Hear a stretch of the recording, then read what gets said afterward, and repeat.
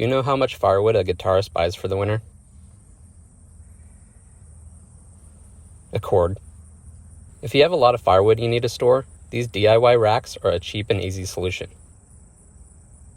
All you need is 3 cinder blocks for the supports, 4 2x4s for the sides, and 1 2x8 for the platform.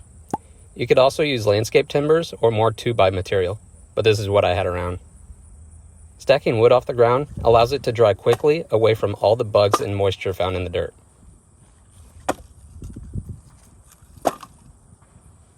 As you can see, it takes longer to stack wood than it does building the racks, so I better hurry before I create myself a backlog.